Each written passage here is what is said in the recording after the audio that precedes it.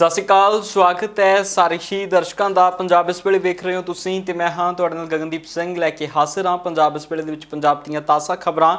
ਰੁਕ ਸਭ ਤੋਂ ਪਹਿਲਾਂ ਕਰਾਂਗੇ ਨਵਜੋਤ ਸਿੰਘ ਸਿੱਧੂ ਅਤੇ ਕੈਪਟਨ ਅਮਰਿੰਦਰ ਸਿੰਘ ਦੇ ਵਿਚਕਾਰ ਚੱਲ ਰਹੀ ਸ਼ਬਦੀ ਜੰਗ ਦੇ ਵਿੱਚ ਹੁਣ ਨਵਜੋਤ ਸਿੰਘ ਸਿੱਧੂ ਨੇ ਅਲਟੀਮੇਟਮ ਦੇ ਦਿੱਤਾ ਹੈ ਕੈਪਟਨ ਅਮਰਿੰਦਰ ਸਿੰਘ ਦੀ ਸਰਕਾਰ ਨੂੰ। ਨਵਜੋਤ ਸਿੰਘ ਸਿੱਧੂ ਦੇ ਇਸ ਅਲਟੀਮੇਟਮ ਦੇ ਵਿੱਚ ਵਿਧਾਨ ਸਭਾ ਸੈਸ਼ਨ ਤੱਕ ਦਾ ਅਲਟੀਮੇਟਮ ਹੈ ਕਿ ਵਿਧਾਨ ਸਭਾ ਦਾ ਸੈਸ਼ਨ ਬੁਲਾਇਆ ਜਾਣਾ ਹੈ ਤੇ ਉਸ ਸੈਸ਼ਨ ਦੇ ਵਿੱਚ ਮੁੱਢ ਤੋਂ ਰੱਦ ਕੀਤੇ ਜਾਣਗੇ ਬਿਜਲੀ ਸਮਝੌਤੇ। ਐਸਟੀਐਫ ਦੀ ਰਿਪੋਰਟ ਨੂੰ ਲੈ ਕੇ ਫੈਸਲਾ ਲਿਆ ਜਾਵੇਗਾ। ਅਜਿਹਾ ਅਲਟੀਮੇਟਮ ਨਵਜੋਤ ਸਿੰਘ ਸਿੱਧੂ ਦੇ ਵੱਲੋਂ ਦੇ ਦਿੱਤਾ ਗਿਆ ਹੈ। ਕੈਪਟਨ ਅਮਰਿੰਦਰ ਸਿੰਘ ਨੂੰ ਸਾਫ਼ ਤੌਰ ਦੇ ਉੱਤੇ ਬੋਲਦੇ ਹੋਏ ਵਿਖਾਈ ਦਿੱਤੇ ਨੇ ਨਵਜੋਤ ਸਿੰਘ ਸਿੱਧੂ ਨੇ ਮੁੜ ਤੋਂ ਤਰਥੱਲੀ ਪਾਈ ਹੈ। ਸਿੱਧੂ ਨੇ ਅਲਟੀਮੇਟਮ ਸਰਕਾਰ ਨੂੰ ਦਿੱਤਾ ਹੈ ਕਿ ਐਸਟੀਐਫ ਦੀ ਰਿਪੋਰਟ ਜਨਤਕ ਹੋਵੇ, ਖੇਤੀ ਕਾਨੂੰਨਾਂ ਅਤੇ ਪੀਏਏ ਰੱਦ ਹੋਣ ਤੇ ਨਾਲ ਹੀ ਉਹਨਾਂ ਨੇ ਵੀ ਕਿਹਾ ਕਿ ਤੁਸੀਂ ਕਰ ਦਿਓ, ਨਹੀਂ ਤਾਂ ਅਸੀਂ ਵਿਧਾਇਕ ਰਲ ਕੇ ਵੀ ਇਹਨਾਂ ਨੂੰ ਰੱਦ ਕਰ ਸਕਦੇ ਹਾਂ। ਨਵਜੋਤ ਸਿੰਘ ਸਿੱਧੂ ਦਾ ਵੱਡਾ ਬਿਆਨ ਹੈ।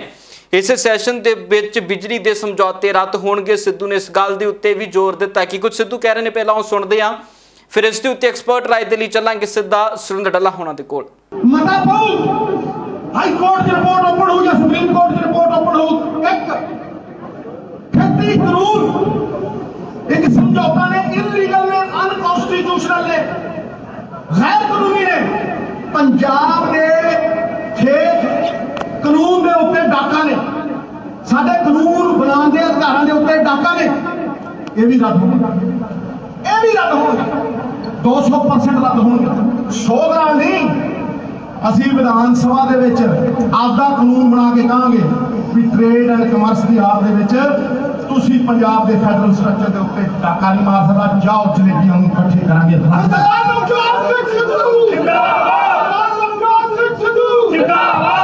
ਜਿਉਂਦੇ ਜੀ ਐਤਕੀ ਮਤਾ ਪਊਗਾ ਔਰ ਸਾਰੇ ਪੰਜਾਬ ਦੇ ਸਾਹਮਣੇ ਰਿਪੋਰਟ ਖੋਲ੍ਹਣੀ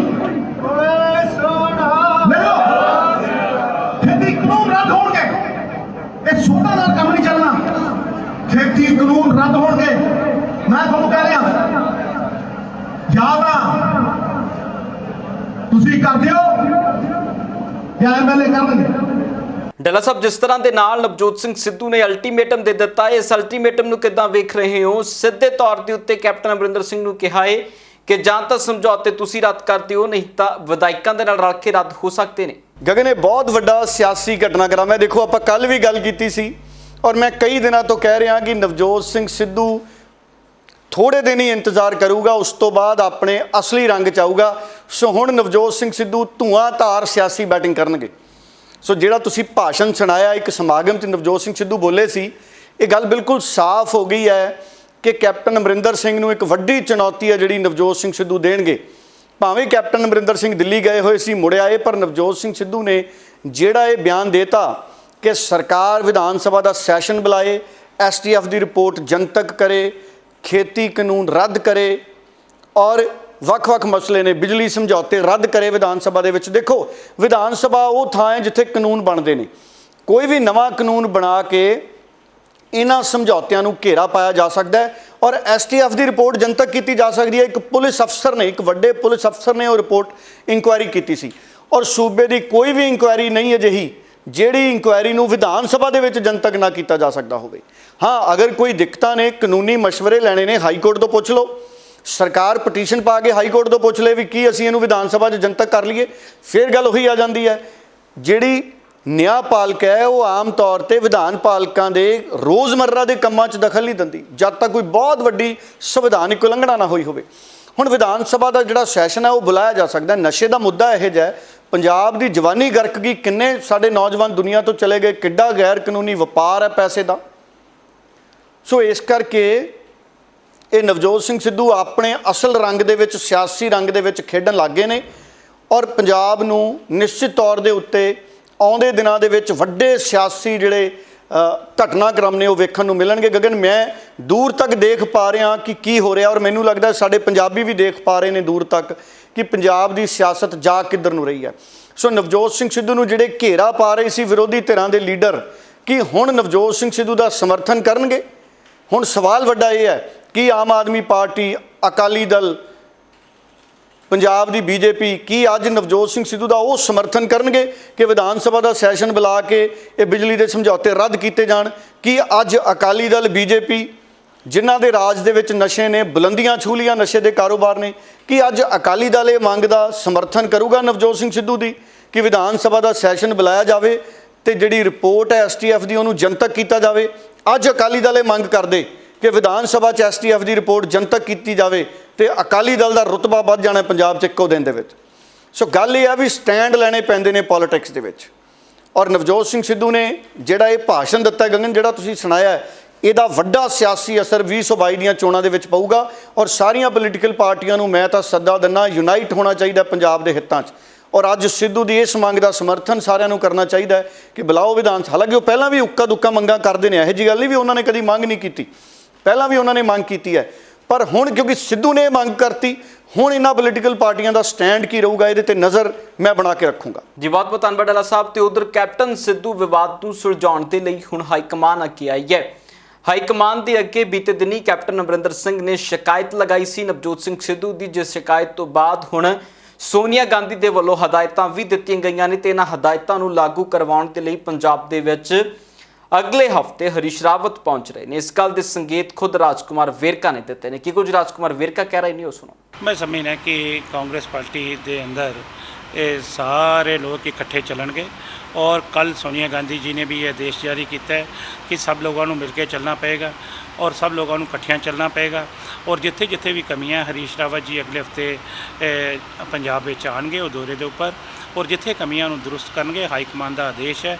और मैं समझना कि असी सारे एक प्लेटफार्म पर एक मंच पर सारे इकट्ठे चलांगे। अच्छा, आप वजह क्या मानते हैं कि जो गुट बने हुए हैं या आपस में विचार नहीं मिल रहे हैं, वजह क्या मानते हैं? देखिए यार, जब से जदों की ये सृष्टि चली है ना, तदों के गुट है, घरां दे विच भी गुट है, महल्लियां 'च भी गुट है, पिंडां 'च भी गुट है। और मैं समझना कि कांग्रेस पार्टी एडा बड़ा परिवार है, किते ना किते जिहड़े आपसी विचारां की लड़ाई हुंदी है। और उस जिथे संतुलन की कमी है उत्थे तुहानूं मैं कहा हरीश रावत जी आ रहे, जल्दी सारा कुछ ठीक होएगा और ऑल इज़ वेल होएगा। ਤੇ ਰੁਕ ਕਰਾਂਗੇ ਕੈਬਨਿਟ ਦੀ ਹੋਣ ਵਾਲੀ ਮੀਟਿੰਗ ਦੇ ਵੱਲ। ਜੀ ਹਾਂ, ਪੰਜਾਬ ਦੀ ਕੈਬਨਿਟ ਬੈਠਕ ਹੋਣ ਜਾ ਰਹੀ ਹੈ 16 ਅਗਸਤ ਨੂੰ। ਦੱਸ ਦਈਏ ਕਿ ਜਦੋਂ ਤੋਂ ਪੰਜਾਬ ਦੇ ਵਿੱਚ ਰੀਸ਼ਫਲ ਹੋਇਆ ਹੈ, ਭਾਵ ਕਿ ਪੰਜਾਬ ਦੇ ਵਿੱਚ ਨਵਜੋਤ ਸਿੰਘ ਸਿੱਧੂ ਨੂੰ ਪ੍ਰਧਾਨ ਕਾਂਗਰਸ ਦੇ ਵੱਲੋਂ ਨਿਯੁਕਤ ਕੀਤਾ ਗਿਆ ਹੈ ਜਾਂ ਫਿਰ ਉਸ ਦੇ ਨਾਲ ਕਾਰਜਕਾਰੀ ਪ੍ਰਧਾਨ ਨਿਯੁਕਤ ਕੀਤੇ ਗਏ ਨੇ ਜਾਂ ਹੋਰ ਜੋ ਵੀ ਹੁਣ ਤੱਕ ਹਲਚਲ ਕਾਂਗਰਸ ਦੇ ਵਿੱਚ ਹੋਈ ਹੈ, ਉਸ ਤੋਂ ਬਾਅਦ ਇਹ ਪਹਿਲੀ ਕੈਬਨਿਟ ਬੈਠਕ ਹੋਣ ਵਾਲੀ ਹੈ। ਇਸ ਕੈਬਨਿਟ ਬੈਠਕ ਦੇ ਵਿੱਚ ਵੱਡੇ ਤੌਰ ਦੇ ਉੱਤੇ ਵੱਖੋ ਵੱਖਰੇ ਫੈਸਲਿਆਂ ਦੇ ਉੱਤੇ ਚਰਚਾ ਹੋਏਗੀ। ਖਾਸ ਤੌਰ ਦੇ ਉੱਤੇ ਜਿਨ੍ਹਾਂ ਹਦਾਇਤਾਂ ਦੇ ਆਧਾਰ ਦੇ ਉੱਤੇ ਨਵਜੋਤ ਸਿੰਘ ਸਿੱਧੂ ਦੀਆਂ ਸ਼ਿਕਾਇਤਾਂ ਲਗਾਈਆਂ ਗਈਆਂ ਸੀ, ਜਿਨ੍ਹਾਂ ਹਦਾਇਤਾਂ ਨੂੰ ਲੈ ਕੇ ਕੈਪਟਨ ਅਮਰਿੰਦਰ ਸਿੰਘ ਪੰਜਾਬ ਪਰਤੇ ਨੇ, ਉਹ ਸਾਰੀਆਂ ਹਦਾਇਤਾਂ ਮੰਤਰੀਆਂ ਦੇ ਨਾਲ ਸਾਂਝੀਆਂ ਕੀਤੀਆਂ ਜਾਣੀਆਂ ਨੇ ਇਸ ਮੀਟਿੰਗ ਦੇ ਵਿੱਚ। ਇਹ ਸਾਰੀ ਮੀਟਿੰਗ ਬਹੁਤ ਖਾਸ ਰਹੇਗੀ ਕਿਉਂਕਿ ਕੈਪਟਨ ਅਮਰਿੰਦਰ ਸਿੰਘ ਨੇ ਦਿੱਲੀ ਤੋਂ ਪਰਤਦੇ ਸਾਰ ਤੁਰੰਤ ਇਸ ਮੀਟਿੰਗ ਨੂੰ ਸੱਦਾ ਦਿੱਤਾ ਹੈ। 15 ਅਗਸਤ ਦੇ ਪ੍ਰੋਗਰਾਮ ਤੋਂ ਬਾਅਦ ਅਗਲੇ ਦਿਨ ਹੀ 16 ਅਗਸਤ ਨੂੰ ਇਹ ਕੈਬਨਿਟ ਦੀ ਮੀਟਿੰਗ ਰੱਖੀ ਗਈ ਹੈ, ਜਿਸ ਕੈਬਨਿਟ ਮੀਟਿੰਗ ਦੇ ਵਿੱਚ ਸਾਰੇ ਮੰਤਰੀ ਮੌਜੂਦ ਰਹਿਣ ਦੀ ਉਮੀਦ ਹੈ। ਇਸ ਮੀਟਿੰਗ ਦੇ ਵਿੱਚ ਸਾਰੇ ਮੰਤਰੀ ਮੌਜੂਦ ਰਹਿਣ ਤੋਂ ਭਾਵ ਹੈ ਕਿ ਸੁਖਜਿੰਦਰ ਰੰਧਾਵਾ ਵੀ ਇਸ ਮੀਟਿੰਗ ਦੇ ਵਿੱਚ ਸ਼ਾਮਲ ਹੋ ਸਕਦੇ ਨੇ, ਕਿਉਂਕਿ ਸੁਖਜਿੰਦਰ ਜੋ ਰੰਧਾਵਾ ਨੇ ਲੰਮੇ ਸਮੇਂ ਤੋਂ ਨਾਰਾਜ਼ ਚੱਲਦੀ ਆ ਰਹੀ ਸੀ ਕੈਪਟਨ ਅਮਰਿੰਦਰ ਸਿੰਘ ਦੇ ਨਾਲ। ਸੋ ਇਸ ਮੀਟਿੰਗ ਦੇ ਵਿੱਚ ਸੁਖਜਿੰਦਰ ਰੰਧਾਵਾ ਹੋ ਸਕਦੇ ਨੇ। ਇਸ ਮੀਟਿੰਗ ਦੇ ਵਿੱਚ ਚਰਨਜੀਤ ਚੰਨੀ ਦੇ ਹੋਣ ਦੀ ਵੀ ਪੂਰੀ ਉਮੀਦ ਬਣੀ ਹੋਈ ਹੈ ਤੇ ਇਸ ਦੇ ਵਿੱਚ ਰਜੀਆ ਸੁਲਤਾਨਾ ਵੀ ਹੋਣਗੇ। ਸੋ ਵੱਖ-ਵੱਖ ਜਿਹੜੇ ਵਿਧਾਇਕ ਤੇ ਮੰਤਰੀ ਨਾਰਾਜ਼ ਸੀ ਕੈਪਟਨ ਅਮਰਿੰਦਰ ਸਿੰਘ ਦੇ ਨਾਲ, ਉਹ ਕੈਬਨਿਟ ਮੀਟਿੰਗ ਦੇ ਵਿੱਚ ਨਜ਼ਰ ਆ ਸਕਦੇ ਨੇ ਕਿਉਂਕਿ ਹਾਈ ਕਮਾਂਡ ਦੇ ਏਜੰਡੇ ਦੇ ਉੱਤੇ ਚਰਚਾ ਇਸ ਕੈਬਨਿਟ ਮੀਟਿੰਗ ਦੇ ਵਿੱਚ ਹੋ ਸਕਦੀ ਹੈ। ਸੋ 16 ਅਗਸਤ ਨੂੰ ਮੀਟਿੰਗ ਹੋਣ ਜਾ ਰਹੀ ਹੈ। ਉਸ ਮੀਟਿੰਗ ਦੇ ਵਿੱਚ ਕੈਬਨਿਟ ਕੀ ਫੈਸਲੇ ਲੈਂਦੀ ਹੈ, ਕਿਹਨਾਂ ਪ੍ਰਸਤਾਵਾਂ ਦੇ ਉੱਤੇ ਕੈਬਨਿਟ ਅੱਗੇ ਵਧਣ ਦੀ ਕੋਸ਼ਿਸ਼ ਕਰੇਗੀ, ਇਹ ਸਾਰਾ 16 ਤਰੀਕ ਦੀ ਸ਼ਾਮ ਤੱਕ ਸਾਫ਼ ਹੋ ਜਾਏਗਾ। ਤੇ ਰੁਕ ਕਰਦੇ ਹਾਂ ਰਾਜ ਸਭਾ ਦੇ ਵੱਲ। ਰਾਜ ਸਭਾ ਦੇ ਵਿੱਚ ਬੀਤੇ ਦਿਨੀ ਹੰਗਾਮਾ ਵੇਖਣ ਨੂੰ ਮਿਲਿਆ, ਜਿਸ ਹੰਗਾਮੇ ਦੀਆਂ ਤਸਵੀਰਾਂ ਵੀ ਬਾਹਰ ਆਈਆਂ ਨੇ। ਰਾਜ ਸਭਾ ਦੇ ਵਿੱਚ ਪਹਿਲੀ ਵਾਰ ਇਤਿਹਾਸ ਦੇ ਵਿੱਚ ਕਿ ਇਸ ਕਦਰ ਕੋਈ ਹੱਥੋਂ ਪਾਈ ਤੱਕ ਹੋਣ ਦੀ ਨੌਬਤ ਰਾਜ ਸਭਾ ਦੇ ਦਰਮਿਆਨ ਆਈ ਹੋਵੇ। ਰਾਜ ਸਭਾ ਦੇ ਵਿੱਚ ਸਾਰੀਆਂ ਘਟਨਾਵਾਂ ਵਾਪਰੀਆਂ ਨੇ ਤੇ ਇਹਨਾਂ ਘਟਨਾਵਾਂ ਤੋਂ ਬਾਅਦ ਰਾਜ ਸਭਾ ਦੇ ਮੈਂਬਰਾਂ ਦਾ ਕੀ ਕੁਝ ਕਹਿਣਾ ਹੈ, ਵੱਖੋ ਵੱਖਰੇ ਰਾਜ ਸਭਾ ਮੈਂਬਰਾਂ ਦੇ ਨਾਲ ਚਰਚਾ ਕੀਤੀ ਗਈ ਹੈ, ਉਹ ਸੁਣਦੇ ਹਾਂ। ਤੇ ਉਸ ਤੋਂ ਬਾਅਦ ਵਿਰੋਧੀ ਧਿਰਾਂ ਦੇ ਵੱਲੋਂ ਮੋਦੀ ਸਰਕਾਰ ਨੂੰ ਘੇਰਨ ਦੇ ਲਈ ਜਿਸ ਤਰ੍ਹਾਂ ਦੀ ਰਣਨੀਤੀ ਬਣਾਈ ਗਈ ਸੀ, ਉਸ ਰਣਨੀਤੀ ਦੇ ਉੱਤੇ ਵੀ ਰੁਕ ਕਰਾਂਗੇ। पहली बार राज्यसभा में सांसदों की पिटाई की गई है। बाहर से लोगों को बुलाकर नीली वर्दी में डालकर सांसदों को धक्का मुक्की मारपीट की गई। और आप ये सवाल पूछ रहे हो कि स्पीकर को दुख हो रहा है, वाइस चेयरमैन को दुख हो रहा है। चेयरमैन की क्या जिम्मेदारी है? चेयरमैन की जिम्मेदारी हाउस को चलाने की है। चेयरमैन ने हाउस को पिछले दिनों में क्यों नहीं चलाया? स्पीकर ने क्यों नहीं चलाया? जो विपक्ष के दिल में बात है वो हम क्यों नहीं रख सकते हैं? इसका क्या जवाब है? मैं आपको बताता हूं। ठहर जाइए। मैं आपको बताता हूं, मैं आपको और हिंदुस्तान को बताता हूं यहां हाउस में कौन किस प्रकार से विपक्ष को रोक रहा है। हिंदुस्तान के प्रधानमंत्री, भाइयों और बहनों, युवाओं, जो आप घर में बंद हो आज, जो आपके फोन में पेगासस है, आप सुनिए, हिंदुस्तान का प्रधानमंत्री इस देश को बेचने का काम कर रहा है। समूचा विपक्ष मिलकर ये डिमांड कर रहा था कि पेगासस पे जो जासूसी आप सेना की करवा रहे हैं, जजेस की करवा रहे हैं, अपने केंद्रीय मंत्रिमंडल के साथियों की करवा रहे हैं, उस पर चर्चा की जाए। और किसान जो 8 महीने से बॉर्डर के ऊपर बैठे हुए हैं, 600 से ऊपर किसानों ने शहादत दे चुकी है, वो काले बिल वापस लेने पर चर्चा की जाए। परंतु सभापति ने एक बात नहीं मानी। सरकार इस बात पर एडामेंट थी कि इन पर चर्चा नहीं करेंगे और विपक्ष ये चाहती थी उन पर चर्चा हो। सरकार ने सारे बिल डिम में पास किए, लगभग 20-22 बिल पास किए, और मैं समझता हूँ कि उस पर चर्चा का समय किसी को नहीं दिया गया। जब भी लोगों ने उस पर चर्चा करने की बात की, बीच में अगर किसान का नाम आया, जासूसी का नाम आया, तो सरकार ने कैमरे बंद कर दिए, माइक बंद कर दिए और सांसदों को बोलने का मौका नहीं दिया। सरकार क्या कह रही है, लगातार जो सत्र चला है वो सबने देखा है, पूरे देश ने देखा है, और पूरे देश ने देखा है कि आम आदमी पार्टी किसानों की आवाज़ उठाना चाहती थी, सरकार ने समय नहीं दिया। जासूसी कांड पे बात करना चाहती थी, सरकार ने समय नहीं दिया। तो ये तो जनता को फैसला करना है, जनता सुप्रीम है लोकतंत्र के अंदर, परंतु सरकार ये समझ रही है शायद कि सरकार सुप्रीम है। ये नज़रिए का फ़र्क है।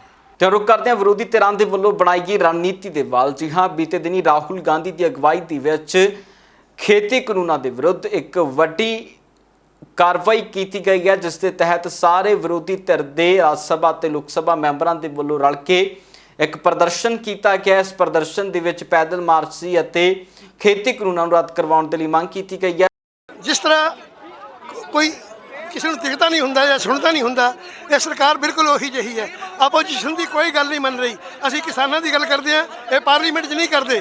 ਜਦੋਂ ਅਸੀਂ ਉਹਨਾਂ ਦੀ ਗੱਲ ਕਰਦੇ ਹਾਂ ਮਹਿੰਗਾਈ ਦੀ, ਉਦੋਂ ਪਾਰਲੀਮੈਂਟ ਦੀ, ਜਦੋਂ ਪੈਗਾਸਸ ਦੀ ਗੱਲ ਕਰੀਦੀ ਆ ਉਦੋਂ ਪਾਰਲੀਮੈਂਟ 'ਚ ਨਹੀਂ ਗੱਲ ਕਰਦੇ। ਇਹ ਬਾਹਰ ਆ ਕੇ ਗੱਲ ਸੁਣਦੇ ਨੇ। ਇਸ ਕਰਕੇ ਸਾਡੀ ਇੱਥੇ ਆਉਣਾ ਸਾਡਾ ਜ਼ਰੂਰੀ, ਔਰ ਇੱਥੇ ਆਉਣੀ ਸਾਡੀ ਮਜਬੂਰੀ ਹੈ। ਬਾਹਰ ਆ ਕੇ ਅਸੀਂ ਸਾਰੀਆਂ ਆਪੋਜੀਸ਼ਨ ਪਾਰਟੀਆਂ ਇਕੱਠੀਆਂ ਹੋ ਕੇ ਸਰਕਾਰ ਦੇ ਖਿਲਾਫ ਡਿਮਾਂਡ ਕਰ ਰਹੇ ਨੇ, ਮੰਗ ਕਰ ਰਹੇ ਹਾਂ ਵੀ ਕਿਸਾਨਾਂ ਦਾ ਮਸਲਾ ਹੱਲ ਕਰੋ, ਤਿੰਨੇ ਕਾਨੂੰਨ ਕਾਲੇ ਵਾਪਸ ਲਵੋ, ਪੈਗਾਸਸ ਦੀ ਜਾਸੂਸੀ ਦਾ ਹਿਸਾਬ ਲਵੋ, ਇਹ ਕਿੰਨੇ ਪੈਸੇ ਕਿਹਨੂੰ ਦਿੱਤੇ ਗਏ ਨੇ, ਕੀ ਨਹੀਂ ਦਿੱਤੇ ਨੇ, ਇਹ ਬਹੁਤ ਸਾਰੀਆਂ ਗੱਲਾਂ ਨੇ, ਬਹੁਤ ਸਾਰੀਆਂ। मैं कहना चाहती ਹਾਂ कि ਸਾਰੇ ਵਿਰੋਧੀ ਪਾਰਟੀਆਂ ਇਕੱਠੇ ਹੋ ਕੇ ਜੋ ਅਸੀਂ ਪਾਰਲੀਮੈਂਟ ਦੇ ਵਿੱਚ ਮੰਗ ਉਠਾਈ थी कि ਕਾਲੇ ਕਾਨੂੰਨ ਵਾਪਸ ਲਓ, ਪੈਗਾਸਸ ਤੇ ਚਰਚਾ ਕਰਾਓ, ਮਹਿੰਗਾਈ ਤੇ ਚਰਚਾ ਕਰਾਓ, ਇਹ ਜਦ ਇਹਨਾਂ ਨੇ ਨਹੀਂ ਕੀਤੀ, ਕੱਲ ਸਾਈਨੇਡਾਈ ਕਰਤਾ, ਤਾਂ ਅਸੀਂ ਉਹਦੇ ਖਿਲਾਫ ਪ੍ਰੈਸ ਦੇ ਸਾਹਮਣੇ ਜਾ ਰਹੇ ਹਾਂ, ਕਿਉਂਕਿ ਇਹਨਾਂ ਨੇ ਲੋਕ ਸਭਾ ਟੈਲੀਵਿਜ਼ਨ ਉੱਤੇ ਵੀ ਨਹੀਂ ਦਿਖਾਇਆ ਕਿ ਸਾਡਾ ਪ੍ਰੋਟੈਸਟ ਕੀ ਹੈ, ਅਸੀਂ ਕੀ ਮੰਗ ਰਹੇ ਹਾਂ। ਪਹਿਲਾਂ ਸੈਨੇਡਾਈ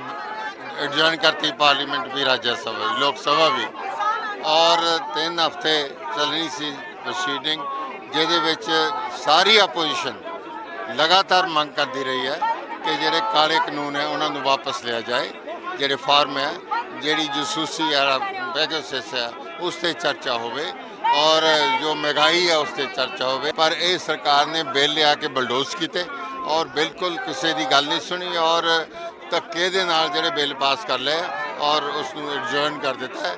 ਇਸ ਕਰਕੇ ਅੱਜ ਸਾਰੀਆਂ ਪੋਲੀਟੀਕਲ ਪਾਰਟੀਆਂ ਇਕੱਠੀਆਂ ਹੋ ਕੇ ਇਹ ਪ੍ਰੋਟੈਸਟ ਕਰ ਰਹੀਆਂ। ਬਿਲਕੁਲ ਇਹ ਤਾਨਾਸ਼ਾਹ ਤਰੀਕੇ ਜੋ ਸਰਕਾਰ ਜਿਹੜੀ ਚੱਲੀ ਹੈ ਉਹਦੇ 'ਚੋਂ ਸਾਡੀ ਕੋਈ ਸੁਣਵਾਈ ਨਹੀਂ ਹੋਈ। ਉਹ ਸੁਣਵਾਈ ਜਿਹੜੀ ਕਿ ਪਾਰਲੀਮੈਂਟ ਦੇ ਅੰਦਰ ਸਾਡੀ ਹੋਣੀ ਜ਼ਰੂਰੀ ਸੀ, ਨਾ ਕਿਸਾਨ ਦੇ ਮੁੱਦੇ ਤੇ, ਨਾ ਕਿਸਾਨ ਦੇ ਮੁੱਦੇ ਤੇ, ਨਾ ਮਹਿੰਗਾਈ ਦੇ ਮੁੱਦੇ ਤੇ, ਨਾ ਟੈਕਸਸ ਦੇ ਮੁੱਦੇ ਤੇ। 500 ਤੋਂ ਵੱਧ ਕਿਸਾਨ ਮਰ ਚੁੱਕੇ ਨੇ, ਉਹ ਜ਼ਿਆਦਾ ਜ਼ਰੂਰੀ ਸੀ।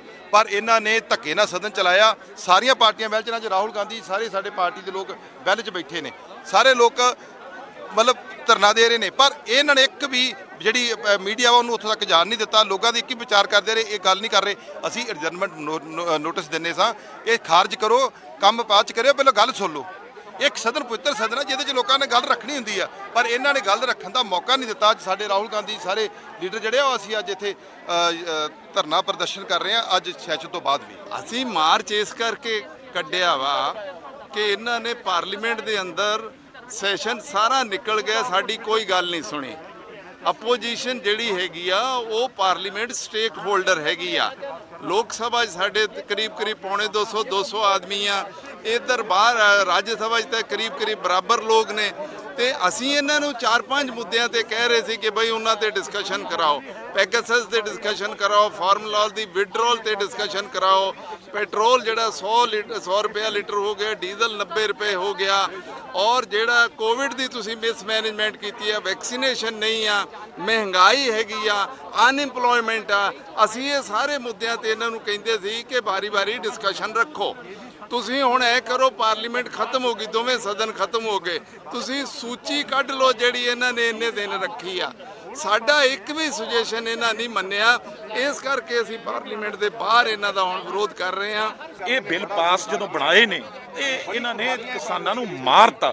ਇਹ ਹਰਸਿਮਰਤ ਕੌਰ ਉਦੋਂ ਵਿੱਚ ਬੈਠੀ ਸੀ। ਤੇ ਅੱਜ ਇੱਕ ਗੱਲ ਹੋਰ ਮੈਂ ਪੁੱਛਣਾ ਚਾਹੁੰਦਾ ਤੁਹਾਡੇ ਰਾਹੀਂ, ਜਿਹੜੀ ਹਰਸਿਮਰਤ ਕੌਰ ਕੱਲ ਉਹਨਾਂ ਨੇ ਮੀਡੀਆ 'ਚ ਗੱਲ ਕਹੀ, ਉਹ ਇਹ ਦੱਸ ਦੇਣ ਬਈ ਉਹਨਾਂ ਦੇ ਅਕਾਲੀ ਦਲ ਦੇ ਪ੍ਰਧਾਨ ਸਭ ਤੋਂ ਵੱਧ ਗੈਰ ਹਾਜ਼ਰੀ ਜੇ ਇਹ ਪਾਰਲੀਮੈਂਟ 'ਚ ਰਹੀ ਆ ਜਦੋਂ ਬਿੱਲਾਂ ਤੇ ਜਦੋਂ ਕਿਸਾਨਾਂ ਨੇ ਕਿਹਾ ਸੀ ਵੀ ਇੱਕ ਦਿਨ ਵੀ ਤੁਸੀਂ ਗੈਰ ਹਾਜ਼ਰ ਨਹੀਂ ਹੋਣਾ, ਸਭ ਤੋਂ ਵੱਧ ਜੇ ਕੋਈ ਐਮਪੀ ਗੈਰ ਹਾਜ਼ਰ ਰਿਹਾ ਪੰਜਾਬ ਦੇ ਐਮਪੀਆਂ 'ਚੋਂ, ਉਹ 15-16 ਦਿਨ ਜਿਹੜੇ ਆ ਉਹਦੇ ਵਿੱਚੋਂ ਇੱਕ ਹਫ਼ਤਾ ਜਿਹੜਾ ਉਹ ਸੁਖਬੀਰ ਸਿੰਘ ਬਾਦਲ ਅਕਾਲੀ ਦਲ ਦਾ ਪ੍ਰਧਾਨ ਆ, ਉਹ ਸੈਸ਼ਨ 'ਚੋਂ ਗਾਇਬ ਰਿਹਾ।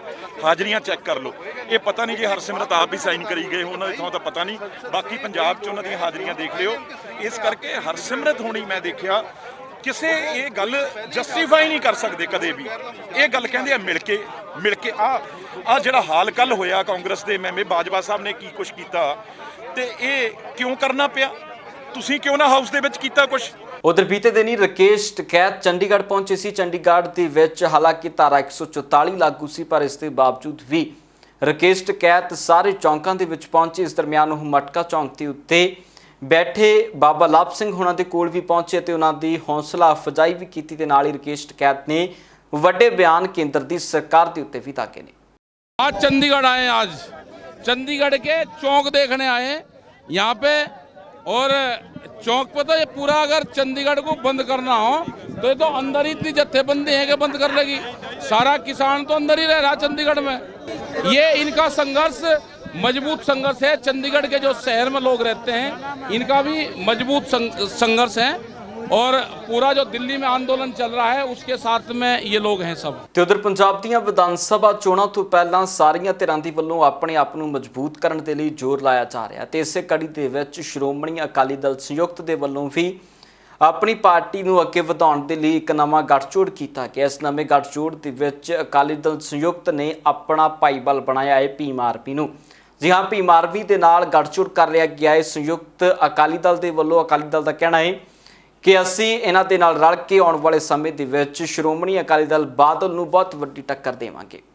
ਲੋਕਾਂ ਦੀ, ਪੰਜਾਬ ਦੇ ਲੋਕਾਂ ਦੀ ਇੱਛਾ ਹੈ ਕਿ ਇੱਕ ਐਸਾ ਫਰੰਟ ਬਣੇ, ਥਰਡ ਫਰੰਟ, ਜਿਹੜੇ ਲੋਕ ਉਹਨਾਂ ਤੋਂ ਤੰਗ ਹੋਏ ਨੇ, ਥਰਡ ਫਰੰਟ ਕਹਿ ਲਓ, ਫੋਰਥ ਫਰੰਟ ਕਹਿ ਲਓ, ਉਹਦੀ ਅੱਜ ਨੀਂਹ ਰੱਖਣ ਲੱਗੇ ਆ, ਜਿਹਦੇ ਵਿੱਚ ਬਾਬੂ ਕਾਸ਼ੀ ਰਾਮ ਜੀ ਦੀ ਭੈਣ ਦੀ ਸਰਪ੍ਰਸਤੀ ਹੈ ਸਾਡੇ ਨਾਲ, ਔਰ ਇਹਨਾਂ ਦਾ ਜੋ ਆਜ਼ਾਦ ਗਰੁੱਪ ਹੈ ਜਿਨ੍ਹਾਂ ਨੇ ਬਹੁਤ ਵੱਡਾ ਚੈਲੰਜ ਯੂਪੀ 'ਚ ਵੀ ਮਾਇਆਵਤੀ ਜੀ ਨੂੰ ਕੀਤਾ, ਔਰ ਅੱਜ ਸਾਡੇ ਨਾਲ ਲੜ ਕੇ ਇਹਨਾਂ ਦੀ ਭੀਮ ਆਰਮੀ ਹੈ, ਦੂਸਰੇ ਨੇ, ਇਹ ਅੱਜ ਸਾਡੇ ਨਾਲ ਲੜ ਰਹੇ ਨੇ। ਇਸ ਕਰਕੇ ਤੁਹਾਨੂੰ ਪ੍ਰੈਸ ਵਾਲੇ ਵੀਰਾਂ ਨੂੰ ਅੱਜ ਜਿੰਨੇ ਮੈਂ ਨਾਂ ਲਏ ਨੇ ਤਾਂ ਲਏ ਨੇ ਕਿ ਇਹ ਸਾਡੇ ਨਾਲ ਅੱਜ ਫਰੰਟ ਵਿੱਚ ਜੁਆਇਨ ਕਰ ਰਹੇ ਨੇ। ਮੈਂ ਇਹਨਾਂ ਨੂੰ ਜੀ ਆਇਆਂ ਕਹਿਣਾ, ਧੰਨਵਾਦ ਕਰਨਾ ਚਾਹੁੰਦਾ ਕਿ ਇਹਨਾਂ ਨੇ ਆ ਕੇ ਸਾਡੇ ਵਿੱਚ ਜੁਆਇਨ ਵੀ ਕੀਤਾ ਔਰ ਇਹ ਸਾਡੇ ਨਾਲ ਤੁਰੇ ਨੇ।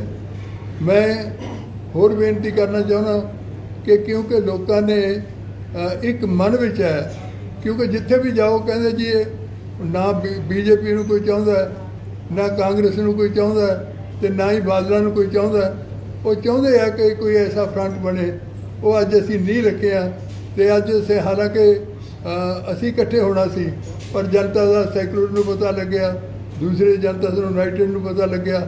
ਉਹ ਆ ਕੇ ਸਾਡੇ ਨਾਲ ਆ ਕੇ ਉਹਨਾਂ ਨੇ ਆ ਕੇ ਕਿਹਾ ਵੀ ਅਸੀਂ ਭਾਵੇਂ ਪਹਿਲਾਂ ਵੀ ਤੁਹਾਡੇ ਨਾਲ ਆਇਆ, ਪਰ ਅੱਜ ਫਿਰ ਤੁਹਾਡੇ ਉਸ ਫਰੰਟ ਵਿੱਚ ਅਸੀਂ ਸ਼ਾਮਲ ਹੋਣ ਲੱਗਿਆ। ਪੰਜਾਬ ਦੇ ਵਿੱਚ ਲਗਾਤਾਰ ਵੱਧ ਰਹੀਆਂ ਗੈਂਗਵਾਰਾਂ ਦੇ ਦਰਮਿਆਨ ਪੰਜਾਬ ਦੇ ਨੌਜਵਾਨ ਇਸ ਦੁਨੀਆ ਤੋਂ ਜਾ ਰਹੇ ਨੇ, ਜਿਸ ਨੂੰ ਲੈ ਕੇ ਹੁਣ ਪੰਜਾਬ ਦੀ ਮੌਜੂਦਾ ਸਰਕਾਰ ਵਿਰੋਧੀਆਂ ਦੇ ਨਿਸ਼ਾਨੇ ਦੇ ਉੱਤੇ ਹੈ।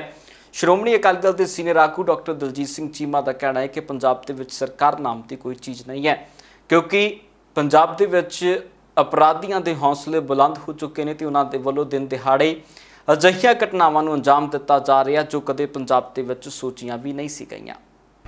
ਦੇਖੋ, ਗੱਲ ਇਹ ਹੈ ਕਿ ਪੰਜਾਬ ਦੇ ਵਿੱਚ ਲਾਅ ਐਂਡ ਆਰਡਰ ਦੀ ਜਿਹੜੀ ਸਥਿਤੀ ਹੈ ਬਹੁਤ ਹੀ ਤਰਸਯੋਗ ਹੈ।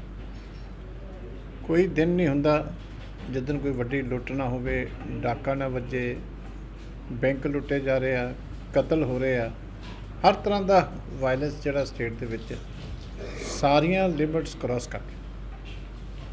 ਨਾ ਕੋਈ ਸੜਕ ਤੇ ਤੁਰੇ ਜਾਂਦਾ ਬੰਦਾ ਸੇਫ ਹੈ, ਨਾ ਕੋਈ ਘਰ 'ਚ ਬੈਠਾ ਸੇਫ ਹੈ, ਨਾ ਕੋਈ ਡਿਊਟੀ ਤੇ ਬੈਠਾ ਬੰਦਾ ਸੇਫ ਹੈ। ਕਿਸੇ ਥਾਂ ਦੇ ਉੱਤੇ ਵੀ ਤੁਸੀਂ ਮਹਿਸੂਸ ਨਹੀਂ ਕਰ ਸਕਦੇ ਕਿ ਤੁਸੀਂ ਪ੍ਰੋਪਰਲੀ ਜਿਹੜੀ ਹੈ ਸੇਫਟੀ ਦੇ ਨਾਲ ਬੈਠੇ। ਪੁਲਿਸ ਨੇ ਇੱਕ ਸੌਖਾ ਕੰਮ ਲੱਭ ਲਿਆ ਕਿ ਜਿਹੜਾ ਵੀ ਕੋਈ ਇਹੋ ਜਿਹੀ ਵਾਰਦਾਤ ਹੋਈ ਉਹਨੂੰ ਗੈਂਗਸਟਰ ਦਾ ਨਾਮ ਦੇ ਕੇ ਤੇ ਇੱਕ ਵੱਖਰੀ ਕੈਟਾਗਰੀ 'ਚ ਨਿਯਤ ਕਰ ਦਿੱਤਾ। ਹਰ ਚੀਜ਼ ਦੀ ਵੱਖਰੀ ਤੇ ਗੰਭੀਰਤਾ ਦੇ ਨਾਲ ਇਨਵੈਸਟੀਗੇਸ਼ਨ ਹੋਣੀ ਚਾਹੀਦੀ ਹੈ। ਸਹੀ ਤੱਥ ਲੱਭਣੇ ਚਾਹੀਦੇ ਆ ਕ੍ਰਾਈਮ ਦੇ ਔਰ ਸਹੀ ਬੰਦੇ ਲੱਭਣੇ ਚਾਹੀਦੇ। ਇਹਦੇ ਨਾਲ ਢਿੱਡ ਨਹੀਂ ਭਰਦਾ ਕਿ ਤੁਸੀਂ ਅੱਜ ਹਾਲੇ ਕੋਈ ਵੱਡੀ ਘਟਨਾ ਹੁੰਦੀ ਹੈ, ਕੱਲ੍ਹ ਨੂੰ ਤੁਸੀਂ ਉਹਨੂੰ ਗੈਂਗਸਟਰ ਦਾ ਨਾਮ ਦੇ ਕੇ ਤੇ ਉਹਨੂੰ ਖਤਮ ਕਰ ਦਿੰਦੇ ਹੋ। ਇਹਦੇ ਨਾਲ ਕਈ ਵਾਰੀ ਜਿਨ੍ਹਾਂ ਦਾ ਨੁਕਸਾਨ ਹੋਇਆ ਹੁੰਦਾ ਉਹ ਬਹੁਤ ਦੇ ਬਦਨਾਮ ਹੋ ਜਾਂਦੇ ਕਿ ਨੌਜਵਾਨ ਕਿਸੇ ਦੀ ਡੈਥ ਹੋ ਗਈ, ਪੁਲਿਸ ਦਾ ਇੱਕ ਆਮ ਵਰਸ਼ਨ ਬਣ ਗਿਆ ਕਿ ਇਹ ਗੈਂਗਵਾਰ। ਇਹਦੇ ਪਿੱਛੇ ਤੱਥ ਕੀ ਸੀ, ਸਾਜ਼ਿਸ਼ ਕੀ ਸੀ, ਹਰ ਚੀਜ਼ ਦੀ ਇੱਕ ਡੀਪਲੀ ਇਨਵੈਸਟੀਗੇਸ਼ਨ ਹੋਣੀ ਚਾਹੀਦੀ ਹੈ ਤੇ ਮੈਰਿਟ 'ਤੇ ਇਨਵੈਸਟੀਗੇਸ਼ਨ ਹੋਣੀ ਚਾਹੀਦੀ ਹੈ। ਕਤਲ ਬਾਅਦ 'ਚ ਹੁੰਦਾ, ਪੁਲਿਸ ਤਾਂ 3 ਘੰਟੇ ਲੇਟ ਪਹੁੰਚਦੀ ਹੈ ਤੇ ਜਿਹੜਾ ਨਤੀਜਾ ਉਹ 5 ਮਿੰਟਾਂ 'ਚ ਕੱਢ ਦਿੰਦੀ ਕਿ ਕੰਮ ਮੁੱਕਿਆ ਜੀ, ਗੈਂਗਵਾਰ ਸੀਗੀ। ਕਿਉਂ ਸੀਗੀ, ਕਾਰਨ ਕੀ ਸੀ, ਕਿਸ ਗੱਲ ਦੀ ਡਿਸਪਿਊਟ ਸੀ। ਇਹ ਜਿੰਨੀ ਦੇਰ ਤੱਕ ਪ੍ਰੋਪਰ ਇਨਵੈਸਟੀਗੇਸ਼ਨ ਨਾ ਹੋਵੇ ਪੁਲਿਸ ਨੂੰ ਉਨੀ ਦੇਰ ਤੱਕ ਕੋਈ ਗਲਤ ਇਨਫੋਰਮੇਸ਼ਨ ਦੇਣੀ ਨਹੀਂ ਚਾਹੀਦੀ। ਪੰਜਾਬ ਦੇ ਵਿੱਚ ਹੋਈ ਪਟਵਾਰੀ ਪ੍ਰੀਖਿਆ ਹੁਣ ਸਵਾਲਾਂ ਦੇ ਘੇਰੇ ਦੇ ਵਿੱਚ ਹੈ, ਕਿਉਂਕਿ ਇਸ ਪਟਵਾਰੀ ਪ੍ਰੀਖਿਆ ਦੇ ਉੱਤੇ ਕਈ ਤਰ੍ਹਾਂ ਦੇ ਸਵਾਲ ਖੜੇ ਹੋਣੇ ਸ਼ੁਰੂ ਹੋ ਚੁੱਕੇ ਨੇ। ਇਸ ਪਟਵਾਰੀ ਪ੍ਰੀਖਿਆ ਦੇ ਦਰਮਿਆਨ ਵੱਡੀ ਧਾਂਦਲੀ ਹੋਣ ਦੀਆਂ ਗੱਲਾਂ ਵਿਰੋਧੀ ਅਤੇ ਸਾਰੀਆਂ ਧਿਰਾਂ ਦੇ ਵੱਲੋਂ ਕੀਤੀਆਂ ਜਾ ਰਹੀਆਂ ਨੇ। ਉਹਨਾਂ ਦਾ ਕਹਿਣਾ ਹੈ ਕਿ ਪਟਵਾਰੀ ਪ੍ਰੀਖਿਆ ਦੇ ਵਿੱਚ ਪੰਜਾਬ ਦੇ ਬੇਰੁਜ਼ਗਾਰ ਨੌਜਵਾਨਾਂ ਦੇ ਨਾਲ ਧੱਕਾ ਕੀਤਾ ਗਿਆ ਹੈ ਕਿ ਕੁਝ ਇਸ ਮੌਕੇ ਦੇ ਉੱਤੇ ਆਮ ਆਦਮੀ ਦੇ ਪਾਰਟੀ ਦੇ ਬੁਲਾਰੇ ਦਾ ਕਹਿਣਾ ਹੈ, ਉਹ ਸੁਣੋ। ਪੰਜਾਬ ਦੇ ਵਿੱਚ ਪਟਵਾਰੀਆਂ ਦੀ ਭਰਤੀ ਜਿਹੜੀ ਟੈਸਟ ਹੋਇਆ, ਉਸ ਟੈਸਟ ਦੇ ਵਿੱਚ ਕਰੀਬ 2,10,000 ਸਾਡੇ ਬੇਰੁਜ਼ਗਾਰ ਸਾਥੀ ਉਸ ਟੈਸਟ ਦੇ ਵਿੱਚ ਅਪੀਅਰ ਹੋਏ ਸਨ।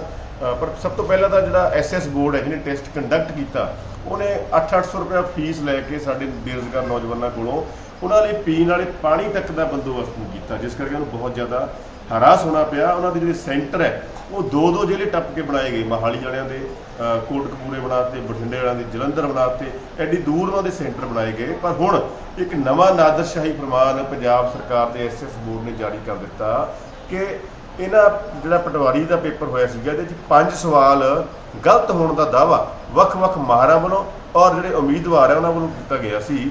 ਪਰ ਐਸਐਸ ਬੋਰਡ ਨੇ ਉਸ ਚੀਜ਼ 'ਤੇ ਆਪਣੀ ਜ਼ਿੰਮੇਵਾਰੀ ਸਮਝਦੇ ਹੋਏ ਕਲੈਰੀਫਿਕੇਸ਼ਨ ਦੇਣ ਦੀ ਬਜਾਏ ਉਲਟਾ ਕਹਿੰਦੇ ਜੀ ਜਿਹਨੂੰ ਸਵਾਲ ਗਲਤ ਲੱਗਦੇ ਆ ਉਹ 500 ਰੁਪਈਆ ਪ੍ਰਤੀ ਸਵਾਲ ਪਹਿਲਾਂ ਫੀਸ ਜਮ੍ਹਾਂ ਕਰਾਓ ਫਿਰ ਗੱਲ ਕਰਾਂਗੇ। ਮਤਲਬ ਜੇ 5 ਸਵਾਲ ਗਲਤ ਨੇ ਤਾਂ ਹਰ ਉਮੀਦਵਾਰ ਨੂੰ ਪਹਿਲਾਂ 2500 ਰੁਪਇਆ ਜਿਹੜਾ ਉਹ ਜਮ੍ਹਾਂ ਕਰਾਉਣਾ ਪਏਗਾ। ਜੇ 2,10,000 ਉਮੀਦਵਾਰ ਨੇ ਤਾਂ ਇਹ ਸਾਰਿਆਂ ਦੇ ਕੋਲੋਂ ਕਰੀਬ 53 ਕਰੋੜ ਰੁਪਈਆ ਇਕੱਠਾ ਕਰਨ ਦਾ ਜਿਹੜਾ ਪਲਾਨ ਹੈ ਉਹ ਐਸਐਸ ਬੋਰਡ ਦੇ ਚੇਅਰਮੈਨ ਬਹਿਲ ਸਾਹਿਬ ਨੇ, ਜੋ ਕੈਪਟਨ ਸਾਹਿਬ ਦੀ ਸਰਪ੍ਰਸਤੀ 'ਚ, ਸਿੱਧੂ ਸਾਹਿਬ ਦੀ ਸਰਪ੍ਰਸਤੀ 'ਚ ਨਵਾਂ ਪਲਾਨ, ਨਵਾਂ ਧੰਦਾ ਸ਼ੁਰੂ ਕਰਤਾ। ਪੰਜਾਬ ਸਰਕਾਰ ਨੂੰ ਇਸ ਚੀਜ਼ ਦੀ ਸ਼ਰਮ ਚਾਹੀਦੀ ਹੈ। ਉਧਰ ਹਾਈਕੋਰਟ ਦੇ ਵਿੱਚ ਆਮ ਆਦਮੀ ਪਾਰਟੀ ਨੂੰ ਵੱਡਾ ਬਲ ਮਿਲਿਆ ਹੈ। ਆਮ ਆਦਮੀ ਪਾਰਟੀ ਦੇ ਵਿੱਚ ਅਕਾਲੀ ਦਲ ਦੇ ਪੁਰਾਣੇ ਅਤੇ ਸੀਨੀਅਰ ਆਗੂਆਂ ਨੇ ਆਪ ਨੂੰ ਜੁਆਇਨ ਕਰ ਲਿਆ ਹੈ ਤੇ ਅਕਾਲੀ ਦਲ ਨੂੰ ਵੱਡਾ ਝਟਕਾ ਹਾਈਕੋਰਟ ਦੇ ਵਿੱਚੋਂ ਮਿਲਿਆ, ਜਿਸ ਤੋਂ ਬਾਅਦ ਆਮ ਆਦਮੀ ਪਾਰਟੀ ਦਾ ਕਹਿਣਾ ਹੈ ਕਿ ਆਮ ਆਦਮੀ ਪਾਰਟੀ ਅਤੇ ਅਰਵਿੰਦ ਕੇਜਰੀਵਾਲ ਦੀਆਂ ਰਣਨੀਤੀਆਂ ਤੋਂ ਪ੍ਰਭਾਵਿਤ ਹੋ ਕੇ ਸਾਰੇ ਆਮ ਆਦਮੀ ਪਾਰਟੀ ਨੂੰ ਜੁਆਇਨ ਕਰ ਰਹੇ ਨੇ। काफ़ी इस चीज़ की खुशी हो रही है कि आम आदमी पार्टी दियाँ और खास करके केजरीवाल जो मॉडल की जी एक्सैप्टेबिलिटी है अक्रॉस पंजाब वो हो रही हैगी है और वड्डी तादाद के इन्हां नीतियों तो प्रभावित होकर पंजाब के लोग पंजाब के लीडर आम आदमी पार्टी के आ रहे हैं। अज सरदार मुल्ख राज सिंह जी ਜਿਹੜੇ ਕਿ ਵਿਦਿਆਰਥੀ ਜੀਵਨ ਤੋਂ ਹੀ ਆਪਣੇ ਰਾਜਨੀਤਿਕ ਖੇਤਰ ਦੇ ਵਿੱਚ ਨੇ, ਇਹ 1998 ਦੇ ਵਿੱਚ ਸ਼੍ਰੋਮਣੀ ਅਕਾਲੀ ਦਲ ਵੱਲੋਂ ਕੌਂਸਲਰ ਦੀ ਚੋਣ ਜਿੱਤੀ ਤੇ ਲੋਕਾਂ ਦੀ ਸੇਵਾ ਕੀਤੀ ਉੱਥੇ। ਉਸ ਤੋਂ ਬਾਅਦ 3 ਵਾਰ ਨਗਰ ਕੌਂਸਲ ਰਾਏਕੋਟ ਦੇ ਮੀਤ ਪ੍ਰਧਾਨ ਵੀ ਰਹੇ ਤੇ 2008 ਦੇ ਵਿੱਚ ਸ਼੍ਰੋਮਣੀ ਅਕਾਲੀ ਦਲ ਵੱਲੋਂ ਕੌਂਸਲਰ ਦੀ ਚੋਣ ਜਿੱਤੀ ਤੇ ਕੌਂਸਲਰ ਬਣ ਕੇ ਲੋਕਾਂ ਦੀ ਸੇਵਾ ਕੀਤੀ। ਉਸ ਤੋਂ ਬਾਅਦ 2015 ਦੇ ਵਿੱਚ ਆਜ਼ਾਦ ਕੌਂਸਲਰ ਦੀ ਚੋਣ ਜਿੱਤੀ ਤੇ ਲੋਕਾਂ ਦੀ ਸੇਵਾ ਕੀਤੀ। ਮੈਂ ਬੇਨਤੀ ਕਰੂੰਗਾ ਸਾਡੇ ਲੀਡਰ ਆਫ ਆਪੋਜੀਸ਼ਨ ਸਰਦਾਰ ਹਰਪਾਲ ਸਿੰਘ ਚੀਮਾ ਜੀ ਕਿ ਉਹ ਸਰੋਪਾ ਪਾ ਕੇ ਸਰਦਾਰ ਮੁਲਖ ਰਾਜ ਸਿੰਘ ਜੀ ਨੂੰ ਆਮ ਆਦਮੀ ਪਾਰਟੀ ਦੇ ਵਿੱਚ ਜੀ ਆਇਆਂ ਆਖਣ। ਕਹਿੰਦੇ ਨੇ ਜਦੋਂ ਦੁੱਖਾਂ ਦਾ ਪਹਾੜ ਟੁੱਟਦਾ ਹੈ ਤਾਂ ਉਹ ਇਸ ਕਦਰ ਟੁੱਟਦਾ ਹੈ ਕਿ ਤੁਹਾਨੂੰ ਸੰਭਲਣ ਦੇ ਲਈ ਥਾਂ ਨਹੀਂ ਮਿਲਦੀ। ਜੀ ਹਾਂ, ਅਜਿਹੀਆਂ ਹੀ ਕੋਈ ਤਸਵੀਰਾਂ ਤੁਹਾਨੂੰ ਵਿਖਾਵਾਂਗੇ ਜਿੱਥੇ ਇੱਕ ਬਜ਼ੁਰਗ ਬੀਬੀ ਪਿਛਲੇ 21 ਸਾਲਾਂ ਤੋਂ ਜਿੱਥੇ ਇਕੱਲੀ ਰਹਿ ਰਹੀ ਹੈ ਉੱਥੇ ਹੀ ਉਸ ਦੇ ਉੱਤੇ ਕੁਦਰਤ ਦਾ ਵੀ ਕਹਿਰ ਟਹਿਆ ਹੈ।